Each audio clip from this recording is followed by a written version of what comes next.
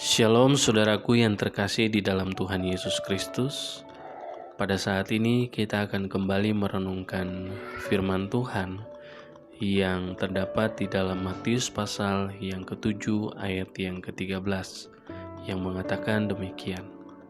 Masuklah melalui pintu yang sesak itu, karena lebarlah pintu dan luaslah jalan yang menuju kepada kebinasaan, dan banyak orang yang masuk melaluinya. Renungan firman Tuhan hari ini bertemakan masuklah melalui pintu yang sesak. Dalam bacaan Alkitab hari ini, Tuhan Yesus menggambarkan pintu yang sesak dan pintu yang lebar sebagai pilihan yang akan diambil masing-masing orang dalam perjalanan hidupnya. Ada pintu yang lebar dengan jalan yang luas. Itu adalah jalan yang menuju kepada kebinasaan. Banyak orang memilih jalan itu dengan semara kenikmatan hidup duniawi dan kehidupan penuh dosa. Tetapi ada pintu yang sesak, maka sempitlah jalannya dan tidak mudah untuk dilewati. Hanya sedikit orang yang melewatinya karena jalan itu adalah jalan kematian atas diri sendiri.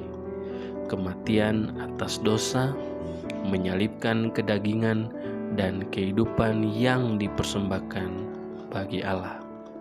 Sehingga tidak mengherankan bila hanya sedikit orang yang memilih dan melewati jalan tersebut. Gambaran bagi seseorang yang memilih pintu yang sesak dan jalan yang sempit itu bagaikan membuat dirinya tergores bahkan terluka. Ada perasaan tidak nyaman dan mungkin mendorong kita untuk keluar dari jalan tersebut.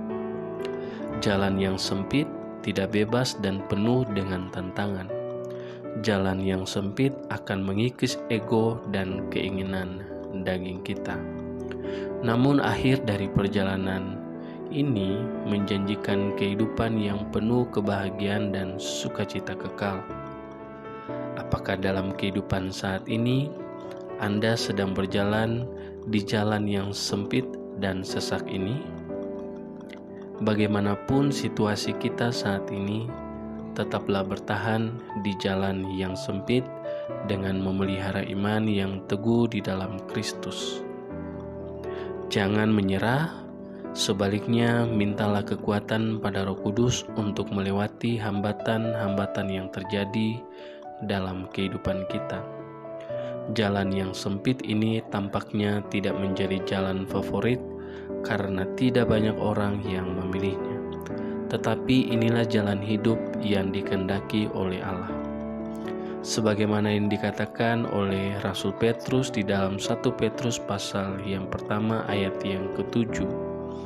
Maksud semuanya itu ialah untuk membuktikan kemurnian imanmu, yang jauh lebih tinggi nilainya daripada emas yang fana, yang diuji kemurniannya dengan api, sehingga kamu memperoleh puji-pujian dan kemuliaan dan kehormatan pada hari Yesus Kristus menyatakan dirinya.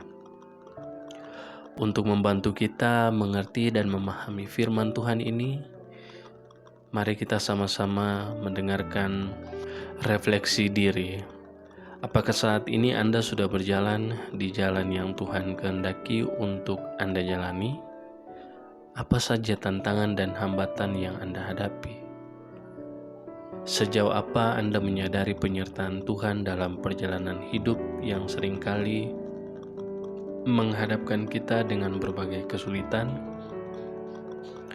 yang harus kita lakukan?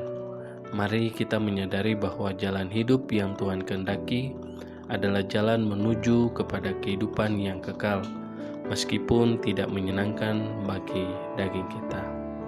Hikmat hari ini, berhentilah untuk meminta kehidupan tanpa hambatan kepada Tuhan. Sebaliknya, mintalah kekuatan dan iman untuk melewati hambatan-hambatan yang terjadi dalam hidup kita. Tuhan Yesus memberkati.